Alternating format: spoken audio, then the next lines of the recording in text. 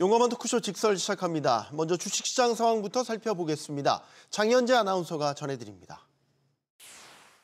이 시각 시황입니다. 우리가 쉬는 사이에 미국의 금리 인하 기대가 꺾였고 또 반도체 관세부가 우려해 뉴욕 증시 기술주 중심으로 투매가 나오자 오늘 국내 증시가 영향을 받고 있습니다. 코스피 3,200선을 반납합니다. 현재 1% 가까이 내리면서 3,196포인트 가리키고 있고요. 코스닥 800선의 턱걸이에 있습니다. 1.3% 약세로 804포인트에서 움직임 나타냅니다. 수급 상황 보시죠.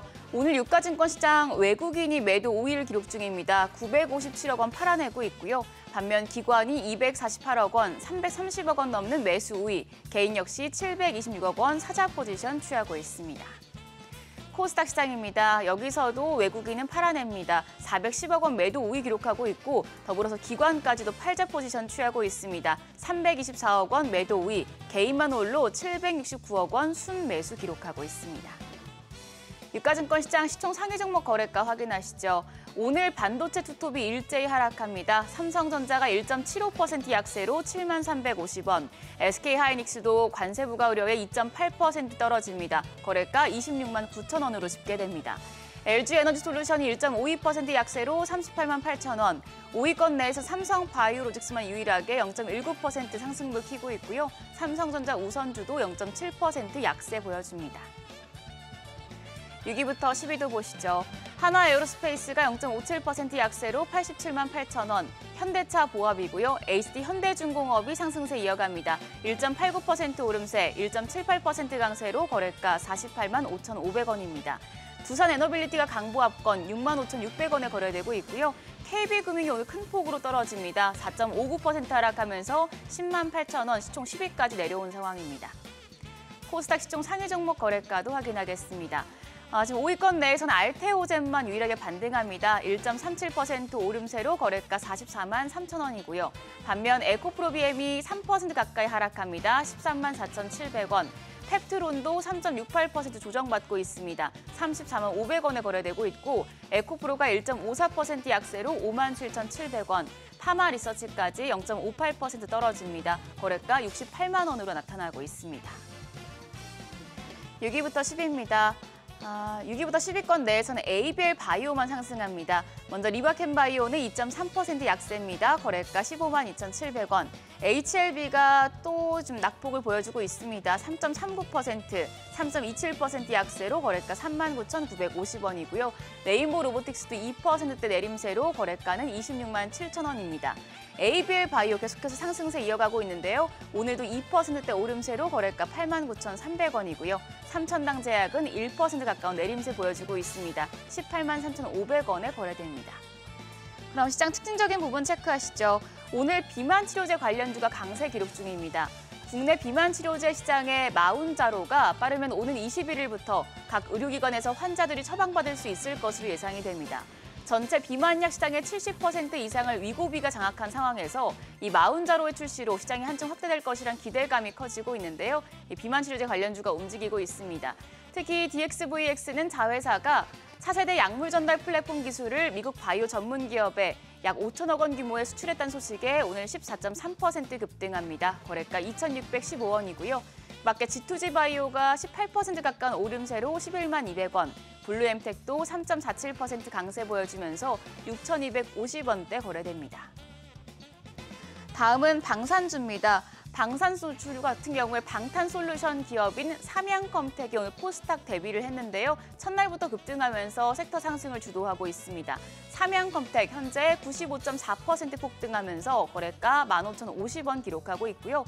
더불어서 STX엔진도 14.1% 오름세로 41,500원대, 하나오션까지 2.72% 상승합니다. 10만 9,500원에 거래가 집계되고 있습니다. 외환시장 상황 체크하시죠. 오늘 환율 1,390원에 출발을 했고요. 9시 40분 기준으로는 소폭 내리면서 1,387원 20전 나타냈었습니다. 현재는 다시 올라갑니다. 1,380원 50전에 움직임 보여주고 있습니다. 지수 보겠습니다. 코스피가 여전히 1% 가까운 내림세로 3,194포인트, 코스닥 1.25% 약세로 805선입니다. 오늘 시장 조정폭이 커지고 있는데 코스피 3,200, 코스닥 800선 지켜낼 수 있을지 앞으로의 흐름 좀 확인이 필요하겠습니다. 지금까지 시장 상황 전해드렸습니다. 시장의 다양한 이슈들을 풀어보는 시장 따라잡기로 이어갑니다. 이경수 하나증권 연구원 나오셨습니다. 안녕하십니까? 네, 안녕하세요. 저희가 광복 휴일 보내고 이제 꽤 오랜만에 장이 개장을 했는데 장 초반에 낙폭이 좀 크네요. 왜 그렇다고 보십니까? 네, 일단은 지금 뭐 지난 주말에 이제 미국의 반도체 종목군들이 상당히 좀 좋지가 않았고 네. 트럼프 대통령의 관세 부과 이슈 이런 것들이 상당히 좀 부각이 된 것 같습니다.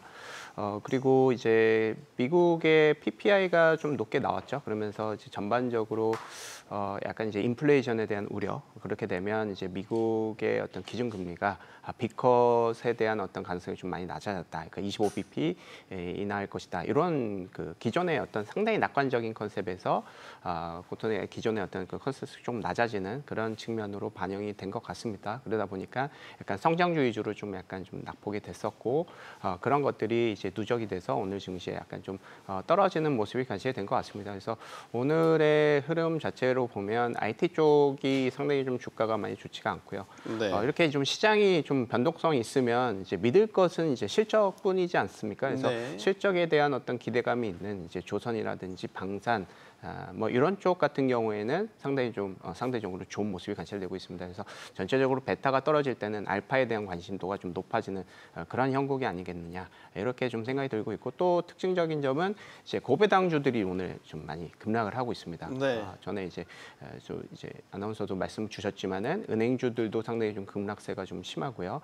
뭐 자동차도 좀 좋지 않고 해서 고배당 종목군들에 대한 하락은 어떻게 보면 이제 정부의 어떤 세제 개편안 이런 것들 이후에 상당히 이런 현상이 일어나고 있고, 다시 이제 대주주를 조건을 다시 이제 완화를 할 것이다라는 그런 기대감이 약간 좀 일부 완화되는 느낌인 것 같습니다. 그리고 배당 소득세 분리과세도 우리가 이제 시장 참여자들과 정부의 어떤 그 눈높이에 좀 차이가 있죠. 그래서 이런 우려들이 일단은 오늘 시장의 어떤 처음에 나타나는 그런 흐름이 아닌가 이렇게 생각이 듭니다. 네, 저희가 이제 평소 주말보다 하루 더 쉬고 우리가 월요일에 개장을 했는데 이제 그 사이에 미장에서는 예상하지 못했던 뭐 생산자 물가의 급등이라든지 트럼프 대통령이 또 반도체 관세에 대한 예고를 한 부분, 그런 부분들이 또 한꺼번에 반영이 된 것 같습니다. 아까 금융주, 뭐 지주사, 아까 낙폭이 꽤 컸단 말이죠. 결국 세제 개편안에 대한 시장의 실망감들이 계속 이어진다라고 보여지는데, 이번 주 초에 빠르면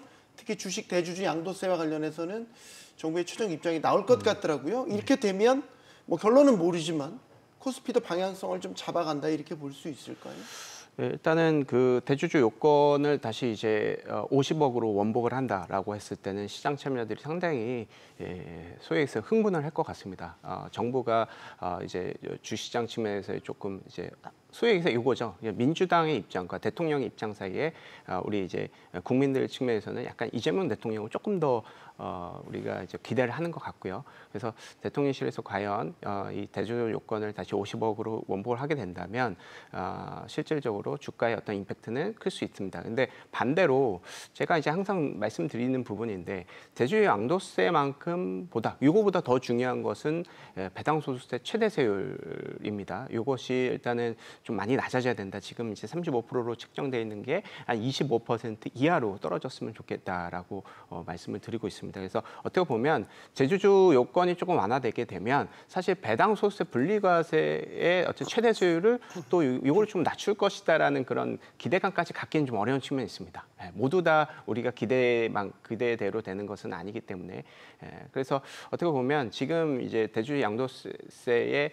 어떤 그 요건이 기본적으로 지금 이제 10억으로 유지가 된 상태에서 오히려 배당소득세 분리과세에 대한 그 이제 최대세율이 조금 이제 낮아진다라는 그런 기대감이 있다라면 그것도 좀 어떻게 보면 상저하고 측면으로 우리가 볼 수가 있겠죠. 그래서 결국은 지금 시장 참여자들은 한국은 전체적으로 미국 대비해서 경기도 상당히 좀 불안정한 상황이고, 지금 환율의 변동도 사실은 계속해서 없는 상황에서 펀더멘털이 부진한 상태에서 결국은 우리는 이제 주주환원이 한국의 어떤 핵심적인 알파 드라이버라고 볼 수가 있을 것 같습니다. 네. 그래서 정부의 역할이 상당히 좀 중요한 시기가 아닌가. 그래서 계속해서 주주환원 정책을 위한 대주주 양도세 요건도 조금 이제 하향됐으면 좋겠고, 이제 최대 세율 자체도 배당소득세 최대 세율 자체도 조금 낮았으면 좋겠는데, 이게 둘 다가 되지 않는다면 어떤 한 가지라도 한다라고 하면 배당소득세 최대 세율이 조금 낮아지는 것이 좀 좋을 수 있을 것이다. 이렇게 생각을 하고 있는데 네. 일단은 뭐 대주주 요건이 일단은 결정이 되면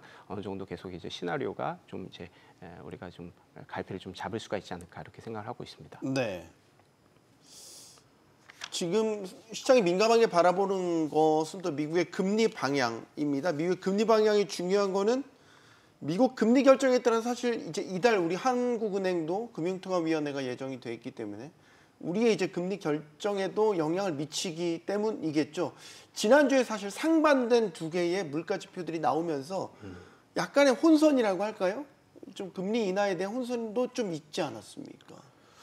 그렇습니다. 일단은 미국 기준금리를 결정하는 요소는 이제 고용하고 물가 이 두 가지를 저는 핵심적으로 좀 보고 있습니다. 고용은 일단은 상당히 좀 좋지가 않았기 때문에 기본적으로 이제 기준금리를 이제 인하할 수 있는 그런 여러 명분은 마련했다라고 보시면 될 것 같은데 문제는 이제 PPI였죠. PPI가 0.9% 전월 대비해서 상당히 이례적으로 높게 나오다 보니까 실질적으로 이제 관세에 대한 우려가 이제 인플레이션을 자극시키는 것이 아닌가 이제 생각을 하고 있습니다. 그리고 지금 이제 뭐 잘 아시겠지만 이 PPI 이 생산자 물가 지수는 소비자 물가 지수를 약 2개월에서 3개월 선행하는 측면이 있습니다. 그 얘기는 2개월하고 3개월 이후에는 CPI가 올라간다라고 볼 수가 있겠죠. 아무래도 기업들이 이 물가를 지금 이제 본인들의 비용으로 지금 처리를 하고는 있지만 이런 것들을 기본적으로 이제 소비자한테 전가할 수 있는 그런 기간이 필요할 수 있을 것 같습니다. 그래서 2개월, 3개월 이후에 CPI가 올라갈 수 있다라는 그런 우려가 반영이 된다라고 했을 때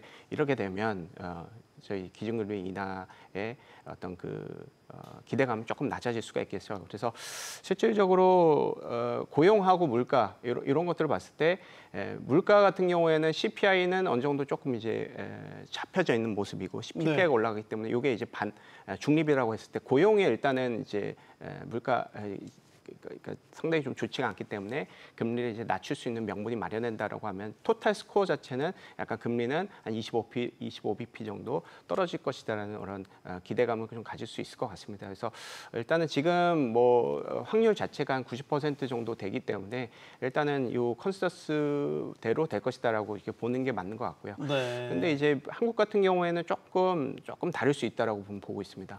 한국 같은 경우에는 이제 8월보다는 이제 9월달의 가능성이 기준금리 인하의 가능성이 높다라고 좀 생각을 하고 있고 아무래도 지금 이제 우리가 좀 생각해야 될 부분은 최근에 이제 한국의 이 부동산 서울 부동산 가격 자체가 조금 또 이제 올라가는 모습이 조금 이제 나타나고 있고 네. 경기 측면에서 보면은 미국보다 좀 좋지 않은 측면이 좀 있다. 여러 가지를 이제 고려를 했을 때는 지금 기준금리 인하에 대한 어떤 그런 것들보다는 조금 이제 9월달의 가능성이 높지 않을까 이렇게 좀 판단을 하고 있습니다. 네. 아까 PPI가 이제 선행하는 격이기 때문에 2, 3개월 정도 시차를 두고 CPI에도 영향을 미친다.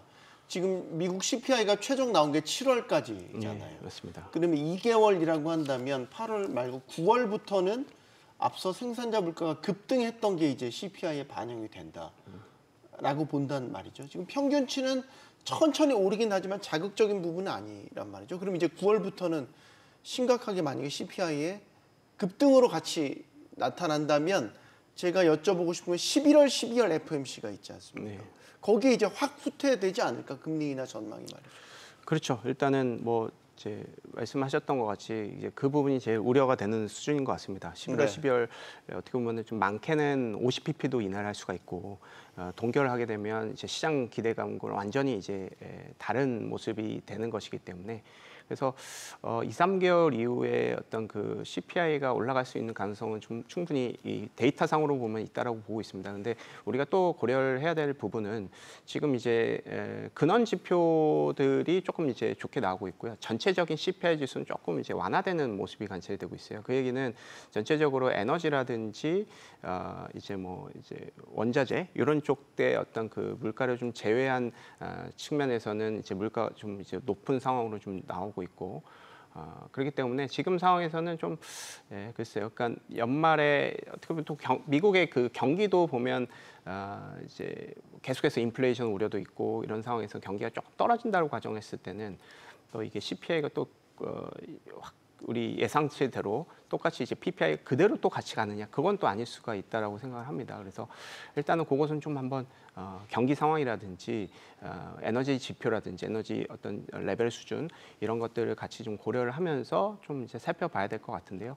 일단은 지금 상황에서는 기준금리가 계속해서 좀 인하할 것이다. 왜냐하면 트럼프 대통령이 워낙 이런 것들을 좀 원하고 있고 파웰 의장 자체도 일단은 지금은 거의 이제 막바지입니다. 내년 5월 달까지 임기죠. 그래서 사실은 너무 이제 본인의 어떤 그 네임 밸류를 좀 지키기 위한 그런 컨셉보다는 좀 실리적으로 흘러가지 않을까라고 일단은 제 개인적으로는 좀 생각을 하고 있습니다.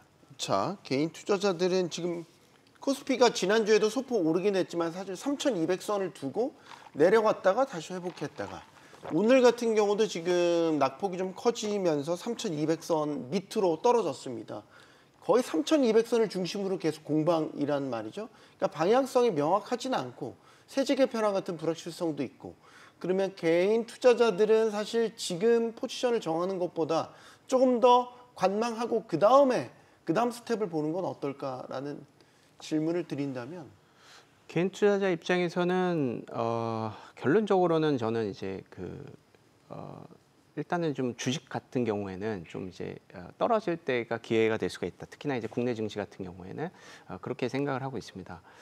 지금 이제 미국하고 한국하고 어떤 그 펀더멘털을 비교하기에는 사실 조금 무리가 있습니다.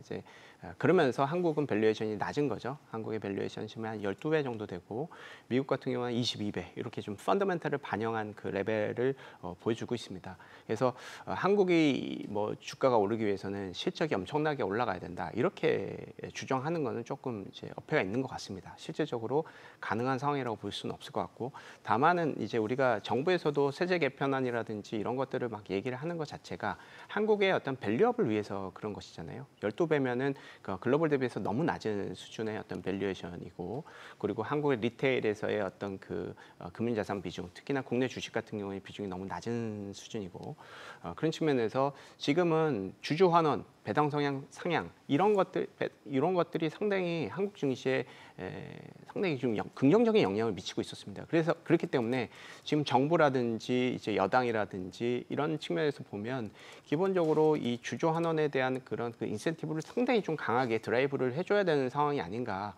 이렇게 저희는 생각을 하고 있고요.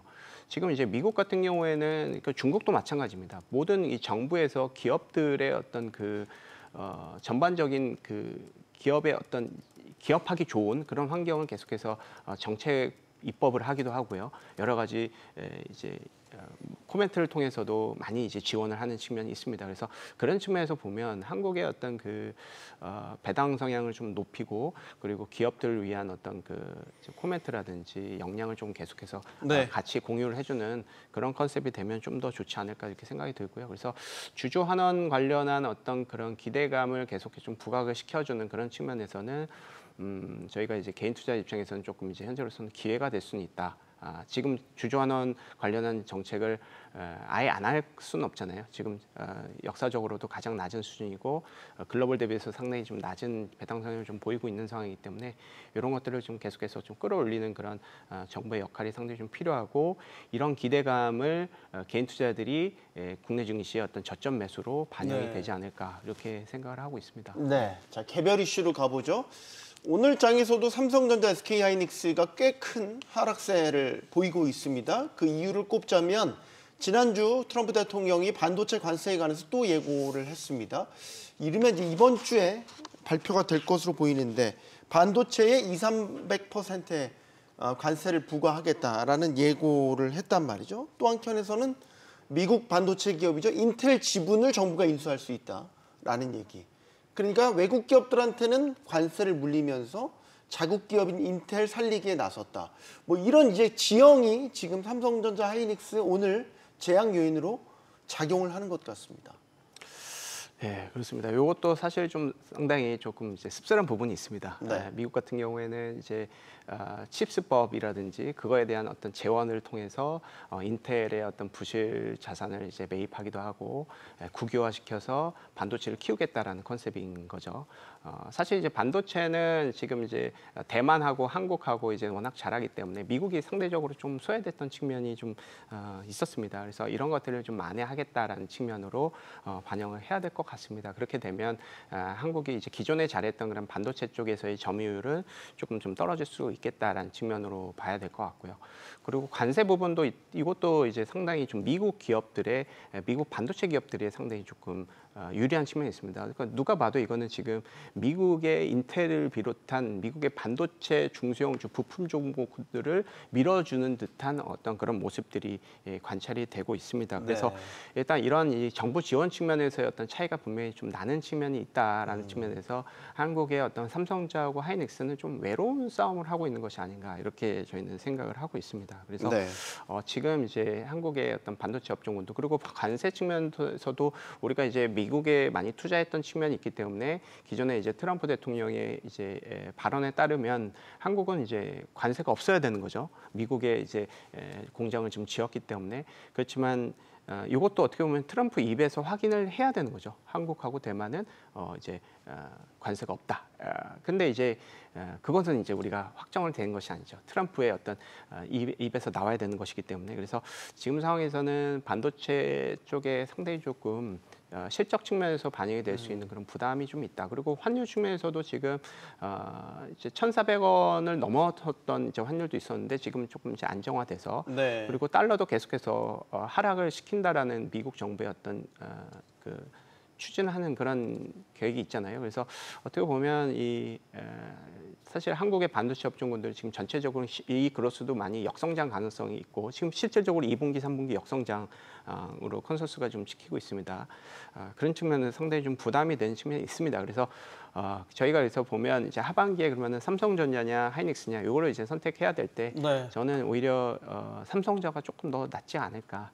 실적 측면에서는 하이닉스의 이 모멘텀이 좀 더 좋은 것은 맞지만은 아무래도 이 하이닉스가 지금 어떻게 보면은 실적이 좀 잘 나오기 때문에 이런 외부적인 어떤 그 스트레스에서 조금 타격이 좀 클 수도 있겠다라는 측면으로 볼 수가 있을 것 같고 워낙 국내 기관 투자들이 그리고 국내 개인 투자 물론 하이닉스에 대한 그 실적에 대한 그 기대감을 상당히 많이 가졌었습니다. 그러다 네. 보니까 어떻게 보면 조금 이제 찬집이 되었다라는 측면이 있을 수가 있을 것 같습니다. 그래서 상대적으로 실적이 조금 약간 미진한 삼성전자가 조금 빈집의 컨셉이 있고 이것은 저희가 계속해서 말씀드렸는 하반기 장세에 유리한 측면이 좀 분명히 있다라고 보시면 될 것 같고 배당 측면에서도 저는 이제 하반기에 유망 스타일을 배당 컨셉으로 계속 이제 뽑고 있는데 삼성전자 같은 경우는 배당이 한 2.1% 정도 나옵니다. 연간 배당이. 네. 하이닉스는 1% 정도 되는 측면이 있어요. 그리고 삼성전자의 배당 성향이 30%이기 때문에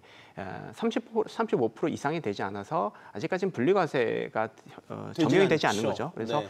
이런 것들도 어떻게 보면 좀 얼마 남지 않았기 때문에 아직까지는 삼성전자의 뭐 공시에 나오는 것은 아닙니다. 지금 확정된 상황은 아니지만 우리가 이제 심증적으로 봤을 때는 삼성전자가 조금 배당을 좀 올리면서 지금 전체적인 외부의 어떤 변수 그리고 펀더멘털 측면에서의 어떤 부진한 어떤 그런 상황을 좀 타개하기 위한 이런 정책도 분명히 가능성이 있어 보이고 삼성전자가 만약에 배당성이 높아지게 되면 고배당 펀드의 어떤 비중이 상당히 좀 커질 수가 있는 것이죠. 그리고 지금 뭐 고배당 관련한 ETF들의 어떤 개인들의 수급이라든지 수준 설정액은 지난주에도 엄청나게 급증을 하고 있거든요.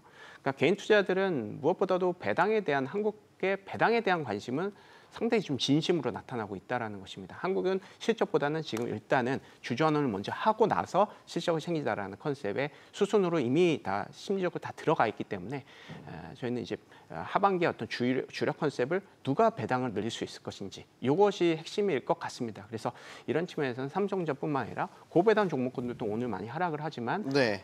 저는 충분히 올해 하반기 기준으로 조금 긴 시각으로 본다면 충분히 좀 기회가 될 수가 있겠다 이렇게 저희는 판단을 하고 있습니다. 냉정하게 그럼 시장 관점에서 본다면 미국 반도체 주들한테는 좋겠네요. 인텔도 맞습니다. 사실 정부 지분 인수 소식 전해지고 나서 주가 올랐죠.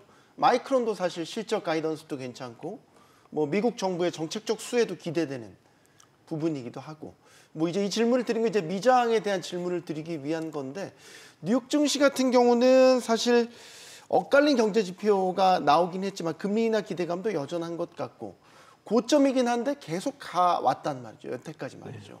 그러면 앞으로 이제 남은 하반기에는 이번 주 잭슨홀 미팅을 기점으로 또 어떻게 방향성을 잡을 것인가 어떤 전망 갖고 계십니까? 미국 증시는 상당히 좀 우호적인 컨셉이 있습니다. 서두에서도 계속 언급을 드리겠지만 정부에서 일단은 지원을 빵빵하게 해준다. 그리고 네. 법인세도 깎아준다. 그리고 달러 인덱스도 낮추면서 수출에 대한 경쟁력을 높여준다.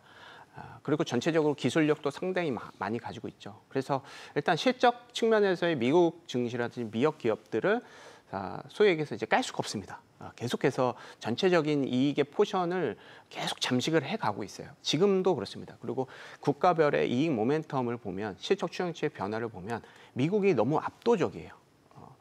유럽이라든지 특히나 한국, 중국도 좀 좋긴 하지만 중국은 너무 기술주 위주의 어떤 외발로 이렇게 기어다니는 느낌이고, 네. 죄송합니다. 이런 표현보다는 좀 더 이제 기술주 위주로 쏠림으로 이제 성장을 해가는 측면이 있는 거고, 미국 같은 경우에는 IT도 있고, 금융도 실적이 좋고, 네. 제약바이오도 좋고, 그리고 산업재도 좋고, 유틸리티도 좋습니다. 다 AI 관련한 어떤 임팩트로 다 퍼지는 거거든요. 그래서 이런 측면에서는 일단은 미국 증시의 단기 하락은 분명히 기회가 되는 것은 맞다라고 보고 있습니다. 다만 지금 이제 여러 가지 우려스러운 이슈는 있죠.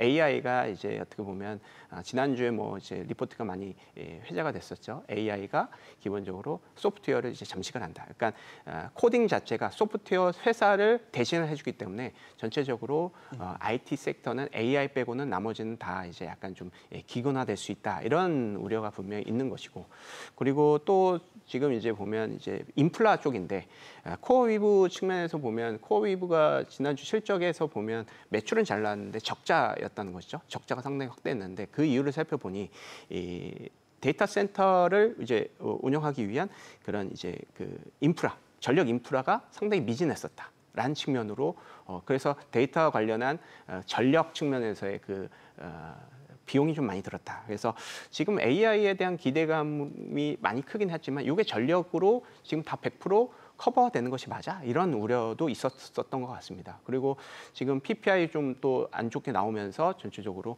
기준금리 인하에 대한 어떤 우려가 조금 있는 것이고요. 그래서 이런 측면에서 보면 실질적으로 지금 약간 미국 증시의 중장기적인 흐름에 대해서는 저희가 이제 부인하기는 어렵지만 단기적인 어떤 컨셉으로 보면 지금 뭐 여러 가지 확인해야 될 것이 많습니다.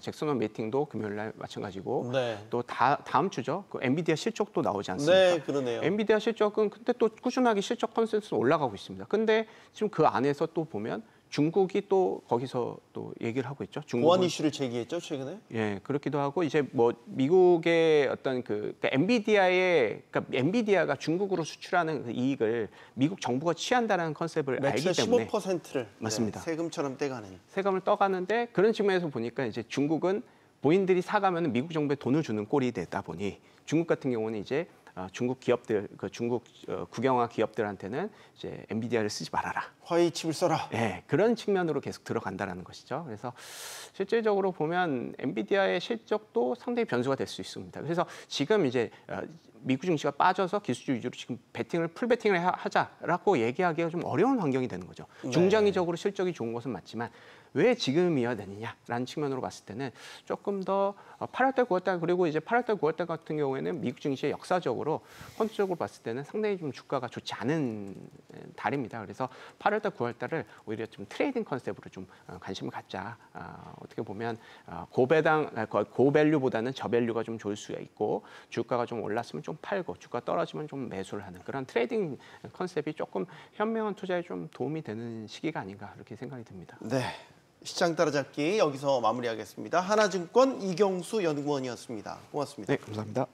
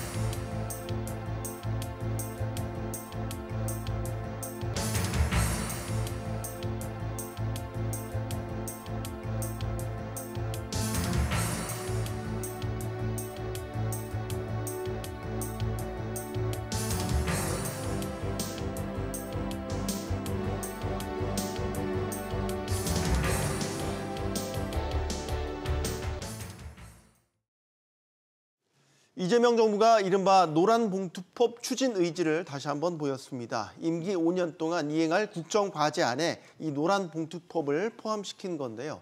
노동계에선 쟁의권 보장과 함께 진짜 사장과 교섭을 할 수 있는 길이 열릴 것이라며 적극 찬성하고 있습니다. 하지만 또 한국경영자총협회 송경식 회장이 국회의원 전원에게 서한을 보낼 정도로 경영계에서는 우려가 큰 법이기도 하죠. 노란봉투법으로 노사 관계의 대전환이 이루어질지 아니면 우리 경제에 큰 시련이 될지 지금부터 논의해 보겠습니다. 함께해 주실 분들 소개해드리죠. 최영기 전 경제사회노동위원회 상임위원 나오셨고요.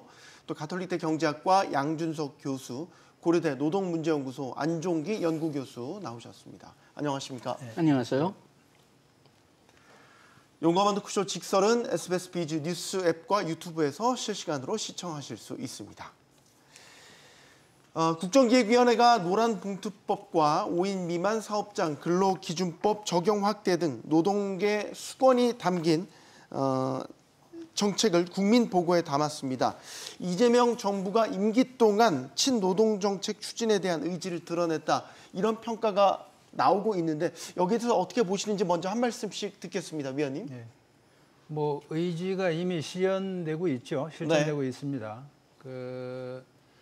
대통령이 노동부 장관에 민주노총 출신 김영훈 씨를 임명한 거에서부터 국무회의를 생중계하면서 산업안전에 관한 산재 이야기를 참 많이 했죠. 네, 그렇습니다. 그것도 굉장히 이례적이었고 SPC 그 기업 현장을 방문해서 직접 산업안전 문제라든가 근무제도에 대해서 회사 임원들하고 직접 현장 토론을 했거든요. 이 모든 것들은 어떻게 보면 단순히 산업안전 문제뿐만 아니고 노동 문제에 대한 이재명 정부의 태도, 의지, 비전 뭐 이런 것들을 아주 극적으로 잘 보여주는 현상들이었는데요. 국정기획위원회의 그 노동정책 아이템들은 물론 다 노동존중사회 실현을 위해서 필요한 것들이긴 하지만 정부 초기에 이렇게 너무 급가속하는 것은 임기 중반에 들어서면 이재명 정부에 큰 부담이 될 수도 있다. 방향이 설사하게 맞는 방향이라 하더라도 정부 초기에 너무 약간 흥분 상태에서 과속을 했을 때 과거의 정권 사례들을 보면 나중에 약간 좀 국정 수행에 큰 부담을 초래하는 사례들이 여러 차례 있었거든요. 그런 거를 좀 참고할 필요가 있다 이렇게 봅니다. 뭐 노란봉투법이 이제 대표적으로 저희 오늘 이제 토론 주제이기도 한데 친노동 성향의 정부가 될 것이다. 어느 정도 예상은 했었는데 추진력 있게 그런 색깔들이 좀 나타나고 있습니다. 예, 이게 어떤 면에서는 정치 분열을 좀 잘 보여주는 거라고 생각하는데요. 노란봉투법이든 뭐 상법 개정이든 이게 다 윤석열 정부 때 막혔던 거죠. 국회에서 통과됐다고 해도 이제 거부권에 따라서 막혔으니까 이번에는 그거를 빨리 통과시키겠다. 정치적인 논리로는 확실히 이게 말이 됩니다. 지금까지 못한 것을 우리가 확 보여주겠다. 지금까지 우리가 당연히 국회에서 통과된 것을 밀겠다. 이거는 충분히 말이 되는데 다만 이렇게 되니까 너무 빨리 되고 너무 한꺼번에 진행되고 그 다음에 또 지금 이재명 대통령은 성장이 제일 시급하다 이렇게 얘기하고 있는데 지금 이런 통과되는 법들은 이 성장에 도움이 될지가 좀 상당히 애매한 부분들이 많거든요. 그래가지고선 지금 서로 일관성이 좀 약하게 되고 그래가지고선 잘못하면은 이재명 대통령이 진짜 성장에 대한 어떤 의지가 있다면은 여기에 오히려 해가 되지 않을까 좀 염려됩니다. 양 교수님은 성장 전략과 약간 모순되는 측면을 지적을 해 주셨습니다. 교수님께도 의견 듣겠습니다. 예, 저는 이재명 정부의 스탠스를 이제 친노동 정책이라고 부른다면 잘못하면 이제 반기업 혹은 반시장 정책으로 들릴 수 있는데 저는 그런 구분보다는 김영훈 장관이 친노동이 친기업이다라고 이제 언급을 했던 것처럼 경제 문제와 노동 문제를 둘러싼 한국 사회의 좀 전반적인 전환의 시도를 좀 추구하고 있는 게 아니냐라는 이제 그렇게 평가하고 싶습니다. 이제 여기에 관련돼서 이제 긍정적인 측면이라고 한다면 노동권이 이제 보편적으로 확대 강화되고 적용될 수 있다라는 거는 이제 한국 사회가 중장기적으로는 이제 지향해야 할 가치나 방향성이라는 측면에서는 이제 타당하다. 그리고 두 번째로 이재명 대통령의 리더십 스타일상 이제 매우 구체적이고 현장성 있고 또 치밀하고 집요하지 않습니까? 그러다 보니까 대통령의 지침이나 가이드나 방향성이 현장에 매우 직접적으로 투영된다라는 측면에서 이제 우리가 지금까지는 경험하지 않았던 그런 성과들이 좀 보이고 있는 게 아니냐라는 이제 긍정적인 평가를 하면서도 동시에 우려까지는 아니지만 네. 고민해야 될 두 가지가 있는데 앞에서 말씀드렸던 연장선상에서 대통령의 이제 리더십의 스타일이 그렇다 보니 대통령의 관심사에 모든 어떤 것들이 집중될 가능성이 있지 않겠는가. 지금 특히 산업재해 문제가 큰데 뭐 노동부 장관에게 직을 걸어라라고 얘기했던 것처럼 네. 그러다 보니까 뭐 노동시장 이중구조나 플랫폼 노동과 같은 디지털화에 따른 문제들 다른 어떤 노동 이슈들이 상대적으로 좀 관심사에서 멀어지거나 묻힐 수도 있지 않을까라는 생각을 하게 되는 측면이 있고 더 중요한 거는 저는 정부의 새로운 정책이 누구에게는 플러스가 되고 누구에게는 마이너스가 되는 그런 제로섬 게임으로 가면 안 된다. 한국 사회의 전체적인 어떤 윈윈의 방향으로 나아갈 수 있어야 된다는 측면에서 저는 정부가 합리적인 발전과 성장을 도모하는 쪽으로 궁극적인 정책의 지향성들을 가져간다는 점을 좀 명백하게 좀 다시 한번 강조해서 표현해줬으면 좋겠고 이런 측면에서 노사도 승부의 관점이 아니라 좀 타협과 합의의 관점에서 주장과 양보의 무게를 좀 동일하게 가져갔으면 좋겠다라는 그런 바람이 있습니다. 네. 자, 지금 핵심은 노란봉투법입니다. 노조법 2조, 3조 개정에 대한 내용, 이 골자이고요. 하나씩 짚어보겠습니다. 2조에 대한 부분을 먼저 보죠. 사용자 범위를 확대를 합니다.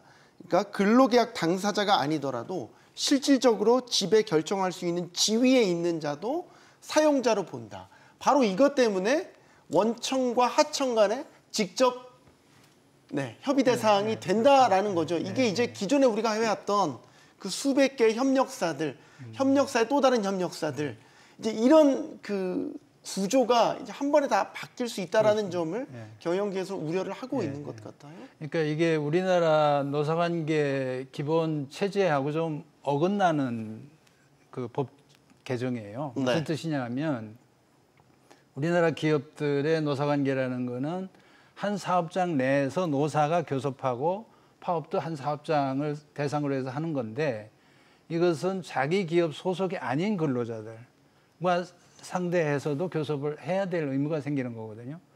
이건 유럽 같은 데서는 일반적으로 있을 수 있어요. 산별 노조이기 때문에 기업 단위 노조가 아니고 산별로 조직되어 있기 때문에 자기의 직접적인 계약 당사자가 아니라 하더라도 그 사업주를 상대로 교섭을 요구할 수가 있습니다.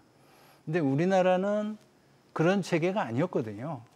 근데 기업별로 교섭을 계속 해오다가 갑자기 네가 실질적 지배력이 있을지 모르니까 너도 교섭의 의무가 있을 수 있어. 이렇게 하고 파업도 할 수 있어. 이렇게 나오는 거거든요. 이거는 기업들이 처음 겪는 변화라서 이게 어떤 식으로 파급 효과가 일어날지 어떤 부작용이 있을지 사실 굉장히 공포에 쌓여 있다고 봅니다.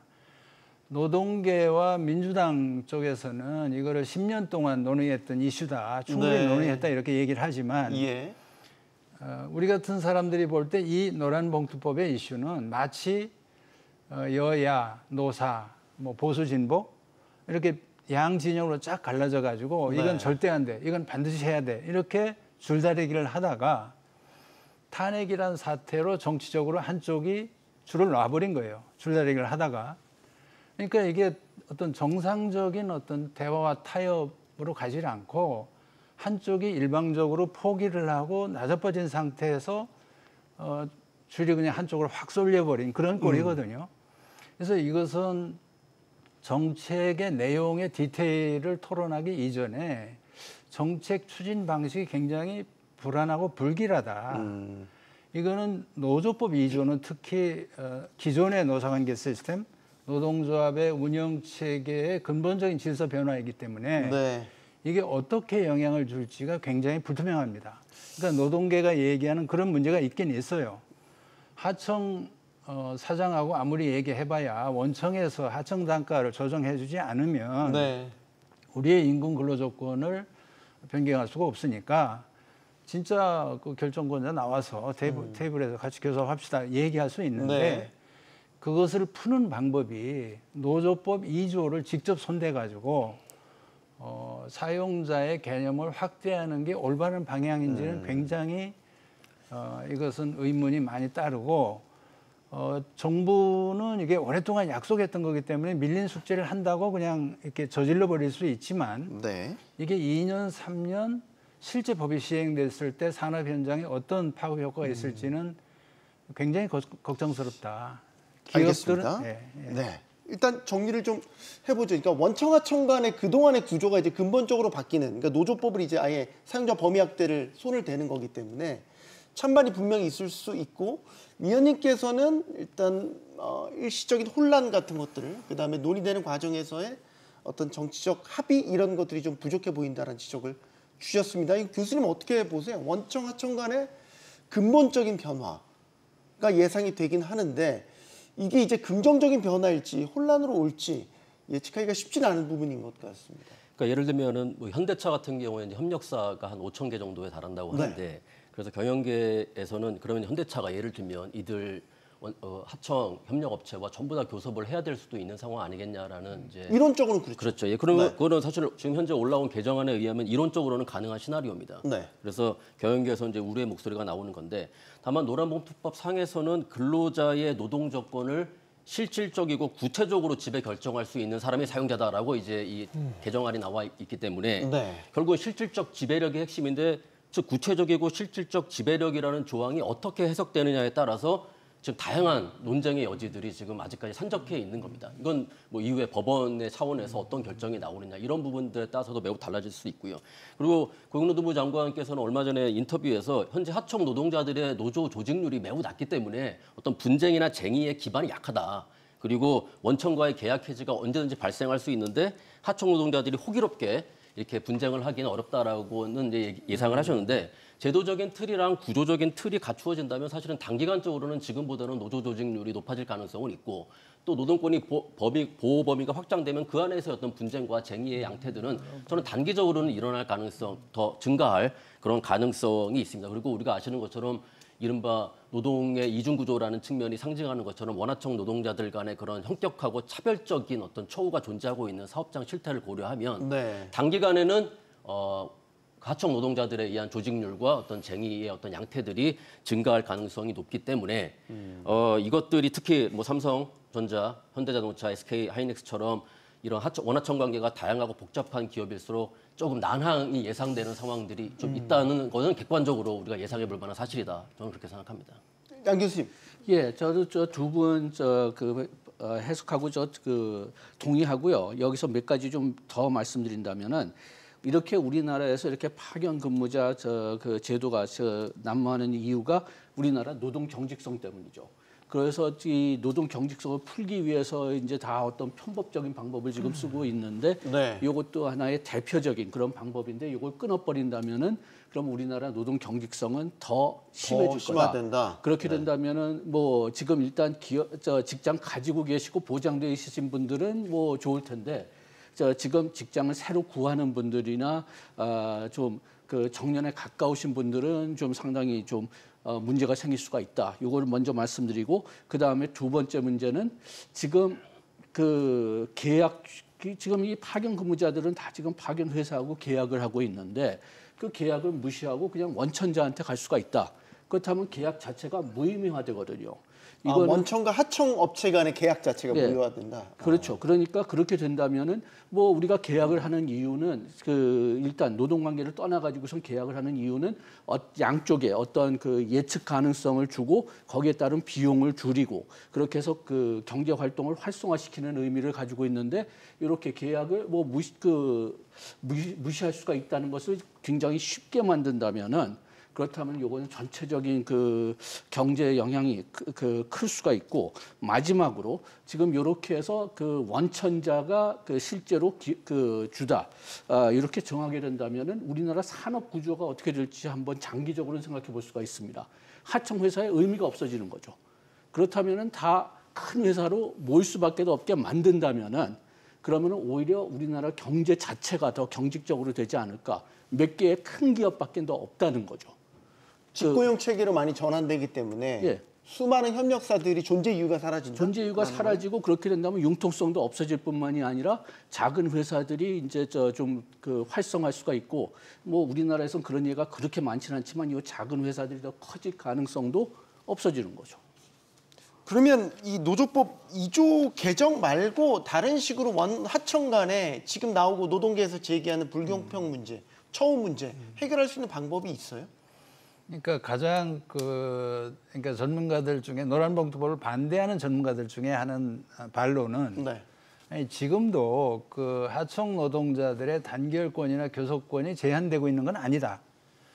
그러니까 스스로 네. 노조 스스로 원청 노조와 하청 노조가 하나의 교섭 단위를 구성해서 아니면 하나의 노조 체계로 결속을 해서 그 원청 기업 상대로 집단 교섭을 하자, 산별 교섭을 하자 할 수 있어요. 이게 막혀 있는 게 아니거든요.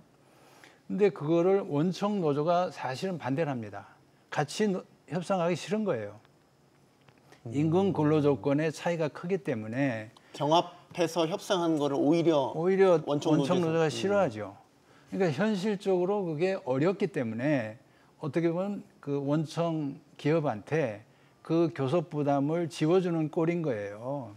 그러니까 사실은 이거는 그 이중구조 문제나 양극화 문제를 해결한 하나의 해법일 수는 있지만 네. 거기에 따르는 모든 비용을 원청 기업이 지라고 하는 것은 이것은 불공정할 뿐만 아니고 이게 실제 기존의 어떤 그 공급망 한국 특유의 공급망 구조에 어떻게 보면 치명적인 변화를 줄 수 있는 거기 때문에 네. 상당히 불안하다. 그래서 그 이런 논란들에 대해서 좀 전문가적인 토론, 검토, 그리고 그 문제를 해결한 다른 여러 가지 대안들에 대해서 약간 허심탄회한 여야, 뭐 보수 진보, 뭐 이런 노사 간의 토론이 필요한데 지금 이 추진하는 국면을 보면 너무 정치적인 동기에 의해서 정치적으로 드라이버가 걸리기 때문에 불안하다는 겁니다.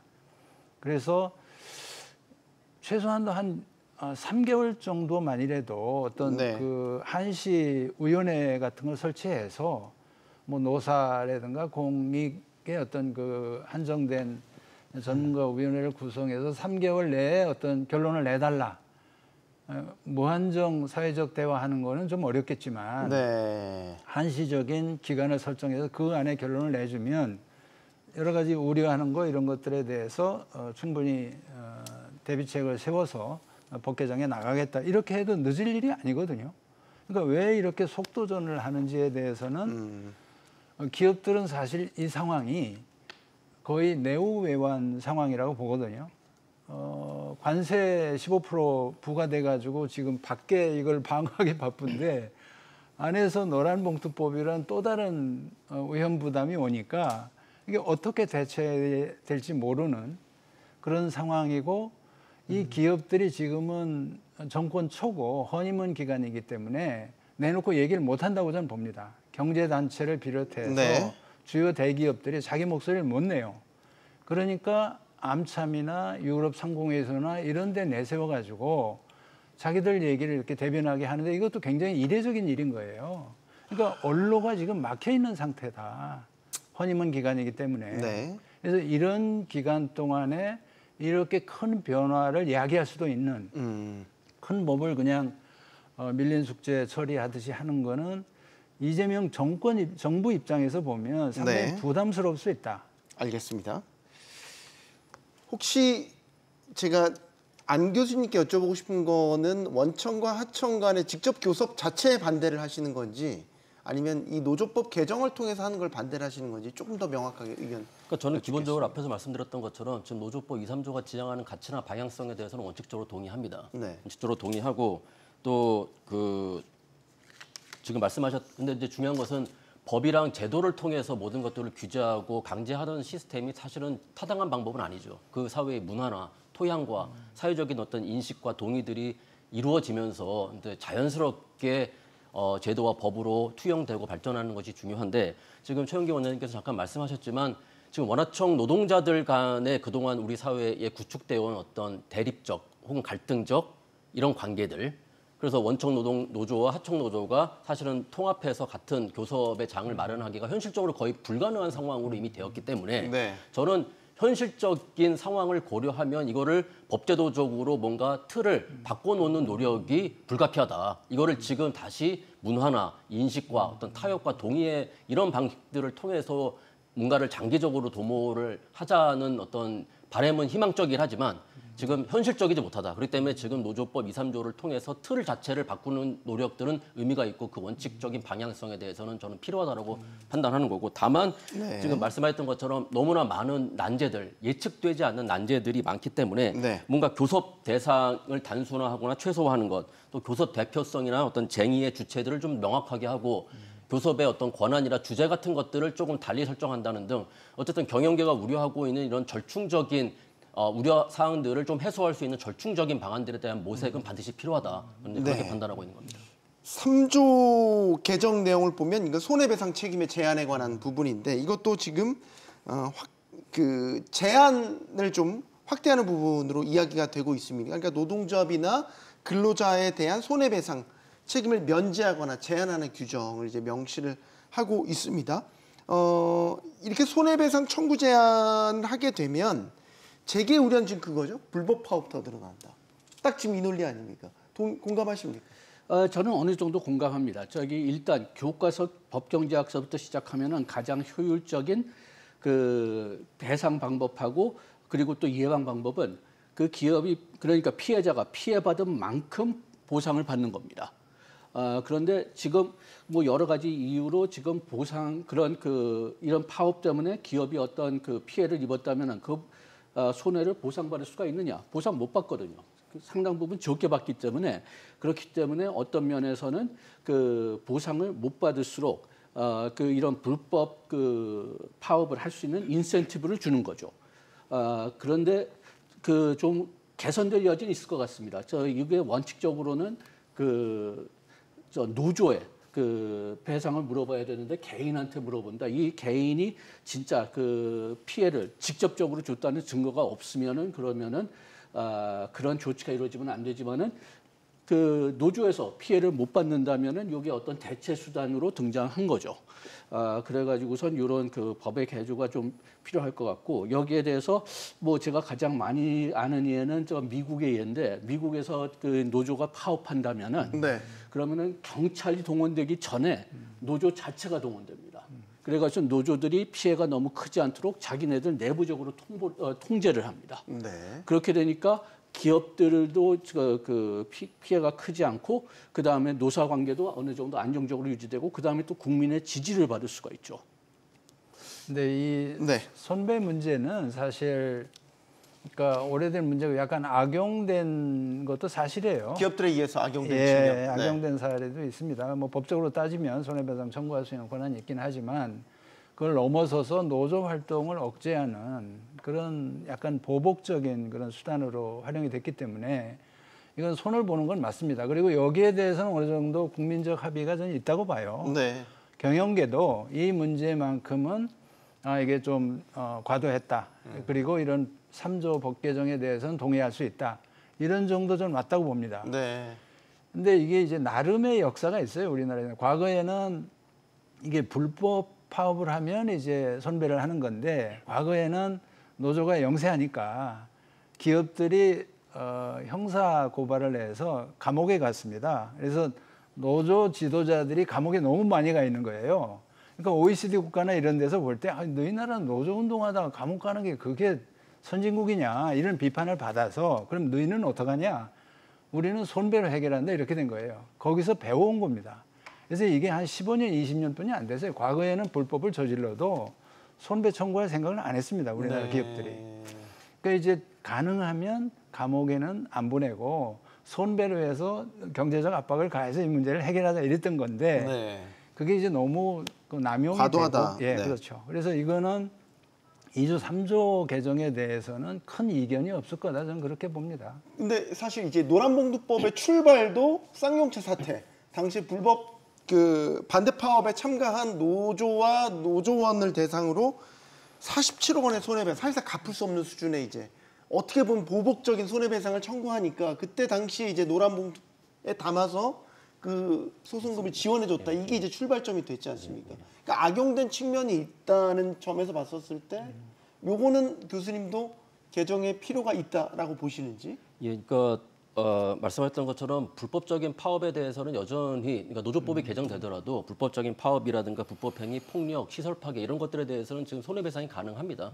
가능하기 때문에 지금 손해배상의 청구권의 강도가 지금보다 좀 약해진다고 해서 불법적인 파업이 단기간에 막 폭발적으로 늘어날 거다라고는 생각하지 않습니다. 다만 뭐 말씀하셨던 것처럼 손해배상 청구권이 지녔던 일종의 쟁의 행동의 억제 효과는 조금 더 지금까지보다는 좀 다소 약화될 가능성이 있다라고 생각하고요. 네. 여기 말씀하셨던 것처럼 당시 이제 이게 파업 쌍용 자동차 파업이 이제 이명박 정부 이제 시절이었는데 그때 이제 이 사고도 있었고 또 우리가 뭐 용산의 철거민을 둘러싼 이제 사고도 있었고 네. 이른바 비즈니스 프렌들리 기조에 따라서 비즈니스나 기업이나 시장의 논리에 친화적이지 않은 어떤 세력이나 사회적 약자나 존재들에 대해서는 다소 조금 과도한 규제나 일종의 이런 것들이 사실 있었던 게 사실입니다. 네. 그리고 이제 대기업이 보여준 이제 그간의 행태 그리고 뭐 박근혜 정부 때 우리가 기억하고 있는 것처럼 이제 대기업들을 기억하고 있는 방식 그리고 최근 들어서도 여러 가지 논란이 벌어지고 있는 모습들을 보면 이제 사회적인 인식상에 사회적인 약자에 대한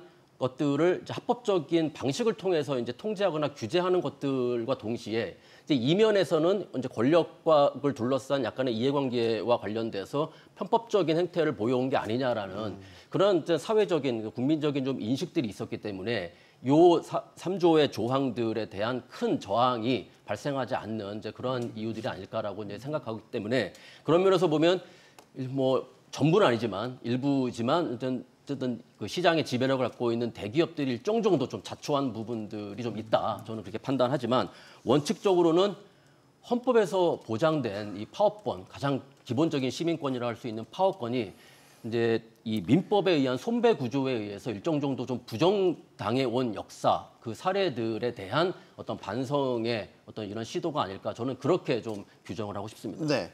이제 노란봉투법에서는 또 노동쟁의에 대한 범위가 확대가 되거든요. 그러니까 기존은 뭐 예를 들어 임금이나 근로시간 같은 근로조건 결정이 한정이 됐었지만 이제 이 노란봉투법에서는 근로조건 자체로 확대가 된단 말이죠. 그러면 이제 일정 부분 사측의 경영상의 판단에도 이제 노조가 이거를 쟁의 대상으로 삼을 수 있다. 요거는 좀 갑론을박이 있더라고요. 예를 들면 이런 거죠. 지금 미국의 관세 영향으로 공장을 미국으로 옮겨야 된다. 요거에 대해서 이제 노조가 소위 말해서 쟁의 대상으로 삼을 수 있다라는 건데 여기에 대한 해석 어떻게 하시는지 이건 양 교수님께. 예, 저도 이런 가능성이 지금 있다고 보고요. 저 노조가 이쪽으로 어차피 지금 한 뭐 10년, 20년 동안 움직이려고 하고 있었으니까 그러니까 이 기회를 통해서 그렇게 움직일 가능성은 충분히 있다고 보는데 이 조항에 대해서도 제가 좀 약간 좀 걱정되는 거는 네. 이런 그 근로 조건에 영향을 미치는 결정 뭐 이렇게 얘기하니까 지금 기존법하고 비교해 보면은 지금 기존법은 어떤 면에서는 협상의 조건을 정의하기 위해서 파업을 할 수가 있다는 정의가 되어 있는데 이것은 그냥 그렇게 계약을 맺은 다음에도 경영진이 방향을 바꾼다 하면은 또 다시 파업을 할 수 있는 그런 기회를 주지 않느냐. 그래가지고선 지금 경영권에 결정할 수 있는 그 능력을 줄이는 것도 문제지만 또 역시 아까 얘기했던 것처럼 어떤 계약의 의미를 약화시키고 예측성을 낮추고 그래가지고선 전반적으로 기업의 비용뿐만이 아니라 경제 비용을 높이는 그런 씨가 될지 않을까 그런 염려가 좀 있습니다. 해외에서는 어때요? 그런 경영상의 판단도 쟁의 대상이 될 수 있는 건가요? 이거는 어떤 분께 먼저 드릴까요? 위원님. 제가 보기에는 이 문제가 우리나라가 그러니까 교섭 대상이나 파업 대상을 좁혀놓은 건 맞아요. 법적으로. 네. 근데 외국에서는 일본만 하더라도 지금 우리가 법 고치려고 하는 그런 방향과 유사하게 규정되어 있는 건 맞는데 유럽에서도 그렇고 근데 그런 나라들에서는 그런 문제가 큰 논란이 안 되는 이유는 네. 이게 그러니까 노사관계 구조가 다른 거예요. 그 나라들은 산별 교섭이에요. 기본적으로 산별 노조고. 네. 그러니까 개별 사업장에서 그런 구조 조정이나 사업상의 어떤 변경, M&A라든가 뭐 분사, 뭐 매각 이런 결정이 있을 때 산별 노조가 거기 가서 개입을 안 합니다. 그는 사업장의 그 노사협의회, 우리로 치면 노사협의회를 통해서 협의하게 하는 거죠. 근로조건에 영향을 주거든요, 주기는. 그러니까 그거는 사업장 협의회 통해서 노사 협의회 통해서 파업 없이 좋은 뜻으로 협의해서 결정해라 이렇게 돼 있는데 우리나라는 이거를 바로 교섭으로 할 수 있고 파업도 할 수 있는 거로 끌고 내려오기 때문에 충돌이 생기는 겁니다. 그러니까 법의 형식으로만 보면 외국은 우리나라처럼 그렇게 파업 대상을 좁혀놓지 않았는데 네. 왜 우리는 좁혔느냐? 그거는 기업별 노조이기 때문에 기업별 노조가 기업의 여러 경영상, 중요한 사업 경영상의 결정에 대해서도 이거 근로조건하고 관계되는데 우리 고용 안정에 영향을 주는데 네. 이렇게 따지고 들면 그걸 막을 수가 없게 되는 거예요. 이렇게 바꿔놓으면. 그래서 아까 그 사용자의 범위 확대에서 실질적 지배력이라는 개념과 이번에 사업 경영상의 결정이라는 이거는 법적으로 이렇게 명확하게 이렇게 정의하기가 어렵습니다. 그렇다 보면 실제 기업 현장에서 어떻게 이런 현상이 나타나느냐, 갈등의 불씨를 뿌려놓는 거고 법적 분쟁의 여지를 늘려놓는 거기 때문에 네. 기업으로 봐서는 노멀 리스크가 높아지고 법물 리스크가 높아지는 겁니다. 이게 모든 것들이 비용 증상과 불확실성이 확대된 거죠. 이게 기업별로는 지금 보면 단체 협약에서 현대차의 경우는 해외로 공장 이전해서 국내 모델을 해외 생산할 경우에 노조의 동의를 받게 돼 있어요. 이건 단체 협약에 나온 거죠. 근데 이건 현대차의 얘기인데 이걸 이제 노조법에 이걸 넣어두게 되면 사실상 전부 다 적용 대상이 될 수 있는 거 아닙니까? 예, 그러니까 지금 원장님 말씀하셨던 것처럼 해석의 여지가 너무 다양하게 달라질 수 있다라는 게 이제 예측 불확실성이 높아진다라는 게 가장 큰 이제 문제일 것 같은데 네. 해외 투자를 하더라도 만약에 국내의 고용의 문제에 영향을 미치지 않는다면 이제 그거는 문제가 되지 않습니다. 근데 이제 해외에 생산 기지를 새롭게 설립하면서 만약에 한국 국내에 있는 고용의 감소가 불가피하게 발생한다. 그러면은 이거는 근로조건에 영향을 미치는 속성이기 때문에 네. 지금 새로 개정되는 법안에 의하면 이건 이제 파업의 대상, 이제 분쟁의 대상이 이제 될 수가 있는 거고 또 뭐 구조조정 문제뿐만 아니라 이제 인사 관련된 안건도 현재 이제 올라와 있는 개정안을 이론적으로 보자면 이제 파업의 안건에 포함될 수 있는 여지는 분명히 있다. 특히 그렇게 되면 이제 아까 말씀하셨던 것처럼 건설이나 철강, 화학 등 여러 가지 대내외적인 이슈가 이제 같이 동시에 직면해 있는 산업군들의 업체들의 네. 경우에는 조금 겪어야 될 좀 어려움들이 더 증폭되지 않겠는가 이런 예상을 해봅니다. 지금 원청 하청 간의 직접 교섭이 만약에 이루어지게 되면 일각에서 그런 얘기도 해요. 자연스럽게 인건비 부담이 올라가게 당연하죠. 될 것이다. 이건 맞다고 보세요? 인건비 부담 이거를 딱 뭐 A 더하기 B는 C다라고 얘기는 못 하겠지만 그런 예상을 하시는 전문가들이 좀 있어요. 저는 올라갈 게 거의 확실하다고 봅니다. 왜냐하면은 그 노동쟁의가 더 심해지면은 그럼 기업 차원에서는 이 비용을 줄이기 위해서 좀 더 주는 게 당연하지만은 그거를 좀 떠나가지고선 지금 이렇게 된다면은 아마 그 파견 노동자들은 네. 파견 근로자들은 지금 그 노조 근로자들하고 비슷한 수준으로 임금을 올리려고 노력을 할 겁니다. 그렇게 된다면은 그러면 뭐 임금은 올라갈 수밖에 없고 노동 경직성도 떨어질 수밖에 없죠. 안 올라갈 수 네. 있는 유일한 그 조건은 그러니까 원청 하청 노조가 같이 교섭을 하는 거예요. 근데 안 한다면서요, 우리는. 그러니까 원청 안 하는- 노조가 그거는 그러니까 좋아하지 달가워하지 않아요. 그러니까 선호를 따지자면 하청 노조가 원청 기업하고 해서 약간 그 임금을 올렸어요. 그러면 인건비 올린 거를 하청 단가에 반영시켜 줘야 될 거 아니에요. 하청 단가를 높여준단 말이에요. 그렇죠. 네. 그럼 하청 단가 높여준 거에 노무 비용 상승분을 원청 노조가 사실은 감수를 해줘야 되거든요. 그러니까 정상적으로는 그런 거죠. 네. 그러니까 지금 원하청 노동자 간에 임금 근로조건 격차가 너무 심하니까 이걸 좀 줄이는 게 맞지 않느냐. 다 동의를 해요. 그 구체적인 방법은 하청 단가를 높여주고 하청 단가가 높여준 만큼 대기업 정규직 노조의 임금을 좀 조정하는 거죠. 깎지는 못하지만 네. 상승률을 예. 낮춘다든가 그렇죠. 뭐 그렇죠. 이런 식으로. 근데 예. 그거는 원청 노조에서는 반대할 안 하려고 것 하죠. 같아요. 안 하려고 할 그러기 때문에 그 중간에 낀 원청 기업만 녹아난다는 거죠. 혹시 그럼 이게 또 다른 노노 그럴 수 갈등의 있습니다. 원인이 될 수도 있다고 보세요? 그럴 가능성이 좀 높다. 그러니까 노조와 노조 간의 갈등. 그렇죠. 예, 그래서 지금 말씀하셨던 것처럼 그러니까 인건비는 당연히 올라갈 수밖에 없는 거죠. 하청 노동자들이 임금이나 복지 같은 근로조건을 개선하기 위해서 들어가는 비용은 당연히 발생할 거기 때문에 그럼 이제 그거를 단순한 어떤 무의미한 비용으로만 볼 것이냐 아니면 그리고 그 문제에 어떻게 대처할 거냐라는 측면에서 보면 저는 이제 기업과 노동이 경영계와 노동계가 동시에 정말 무거운 책임 의식을 지니고 같이 대응해야 될 필요성이 있는 과제다. 그러니까 기업의 입장에서 보면 단기적으로는 이제 이게 크나큰 이제 비용의 이 상승으로 여겨질 수는 있지만 사실은 이게 보면은 원청과 하청 노동자의 권리와 복지의 일정 부분 이제 책임을 좀 나눈다는 것은 궁극적으로 보면 전체 사회의 이익을 어떤 바람직한 방향으로 증대시키는 어떤 투자의 한 방향으로도 우리가 볼 수 있다. 네. 그럼으로써 원청 노동자들의 노동과 고용 관계를 안정적으로 유지함으로써 전문성 있고 숙련도 높은 그런 하청 노동자들의 노동력을 계속 활용할 수 있음으로써 기업이 갖는 시장 경쟁력의 문제, 장기적으로는 또 시장에서 갖는 기업의 레피테이션 같은 문제들도 긍정적인 영향을 미칠 수 있기 때문에 단기적으로 무조건 소모적인 그런 비용으로만 이제 간주하지 말고 이걸 어떻게 전략적인 재투자의 개념으로 이제 접근할 것이냐라는 고민이 필요하고요. 또 한편으로는 저는 이제 노조나 노동계에서도 이 문제는 좀 무겁게 받아들일 필요가 있는데 두 분 말씀하셨던 것처럼 하청 노동자들에 대한 근로 조건을 향상시키기 위해서라면 당연히 원청 노동자들이 기대했던 만큼의 어떤 근로 조건 개선, 임금이나 복지 부분들은 기대하기 어렵습니다.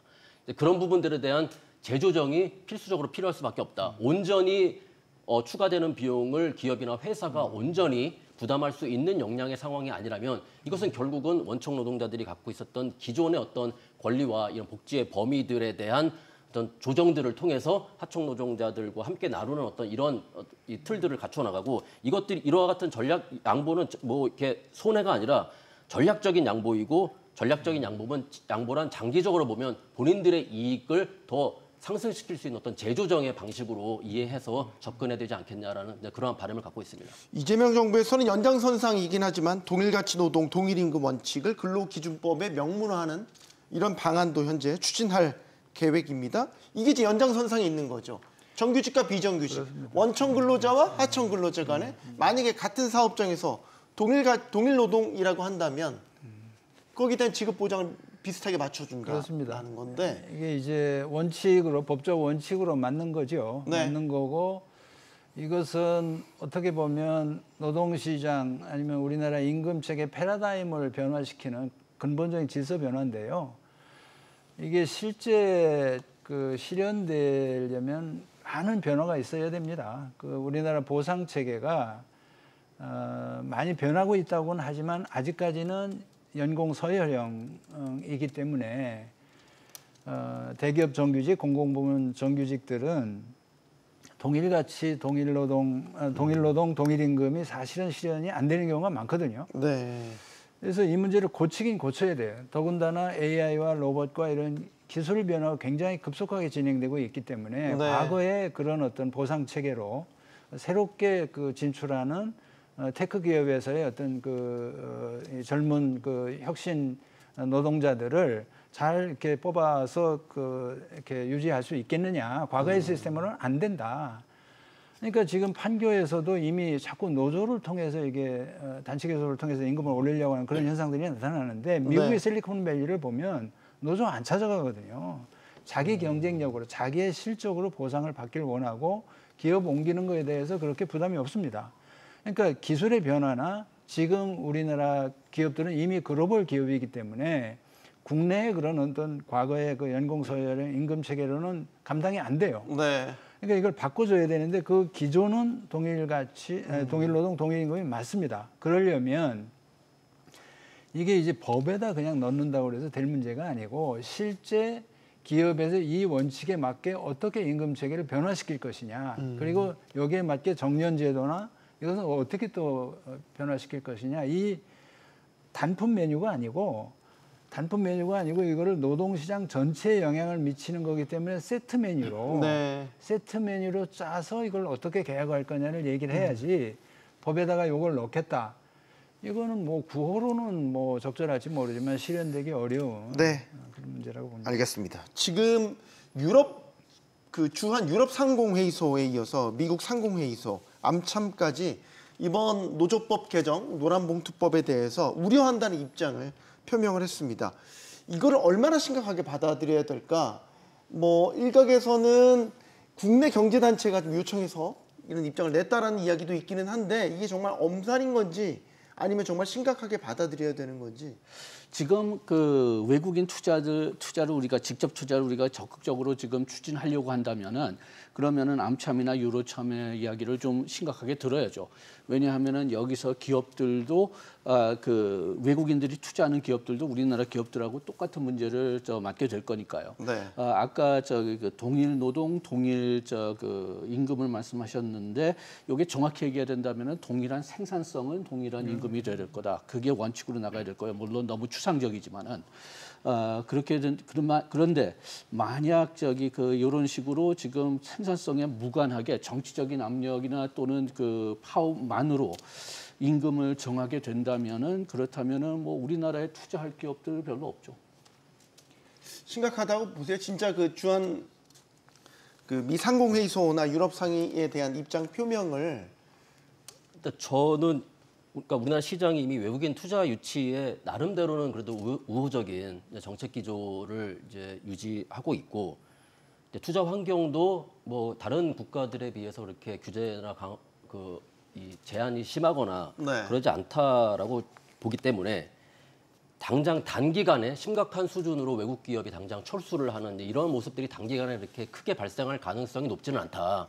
그렇다고 이걸 엄살로 보지는 않지만 단기간에 그런 일들이 발생할 가능성보다는 이제 이 상황들이 한국 사회에서 어떻게 진행되고 전개되느냐에 따라서 네. 좀 달라질 수 있다. 특히 뭐 GM, 르노, GM과처럼 내부적인 어떤 회사의 기업의 문제도 있는 상태에서 이제 예를 들면 한국 시장에서의 운용이 쉽지 않다고 한다면 이제 그런 것들은 직접적인 행동으로 이어질 가능성도 크지 않겠냐 생각합니다. 여기서 저 한 가지만 좀 네. 추가로 말씀드리고 싶은데요. 저 혹시 기억하실지 모르겠는데 한 15년 전에 우리나라에서 계속 그 심한 폭력 파업 같은 것이 CNN 같은 데서 나가니까 외국인들이 굉장히 우리나라에 대한 그 인상이 나빠졌고 우리나라의 외국인 투자도 상당히 떨어졌죠. 지금 우리가 여기서 염려하는 부분 중에 하나가 이런 노동 파업이 또 심해지지 않을까, 또 이 폭력적인 파업이 심해지지 않을까 우리가 벌써 얘기했는데 지금 여기서 약간 올라갈 가능성은 충분히 있다고 지금 나왔죠.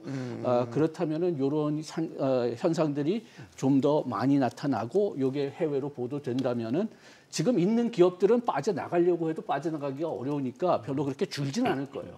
그렇지만은 새로 들어오는 기업에는 상당히 많은 영향을 줄 수가 있죠.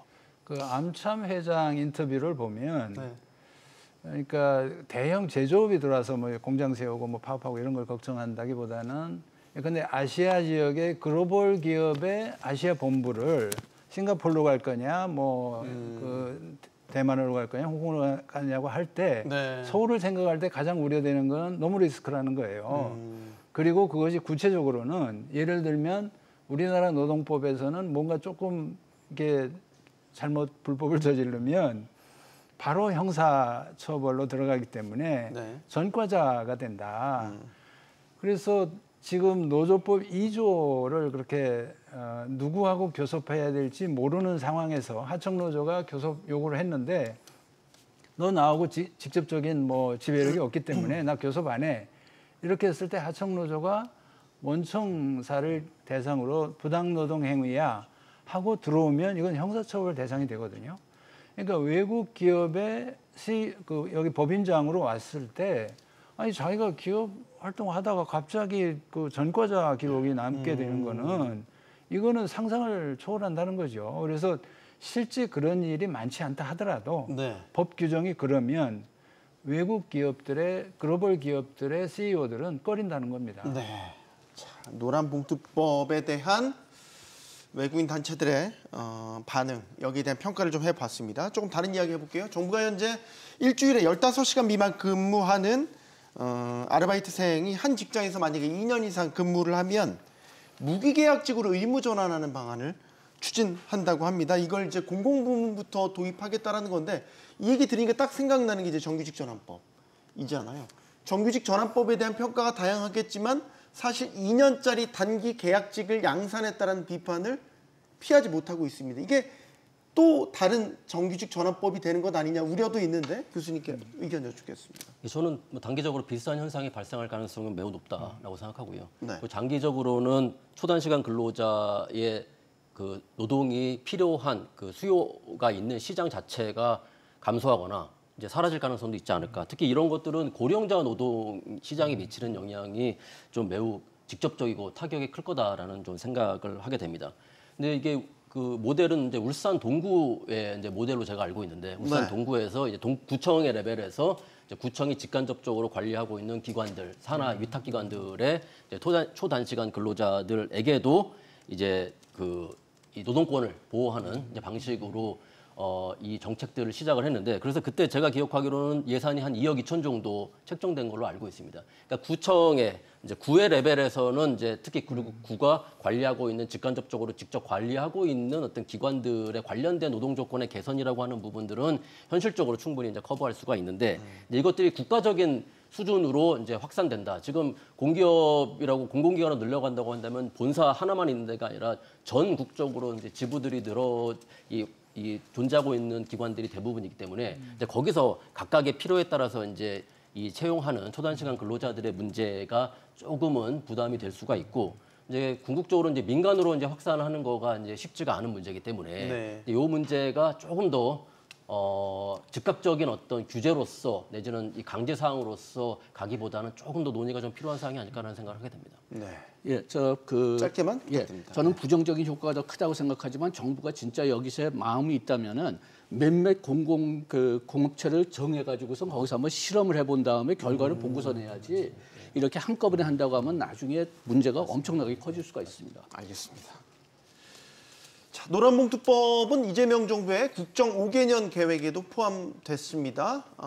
여당은 야당과 경영계의 반대에도 불구하고 오는 21일 본회의에서 노란봉투법을 통과시킨다는 방침입니다. 토론 마치겠습니다. 여기는 모든 경제가 모이는 SBS 비즈입니다. 시청해주신 여러분 고맙습니다.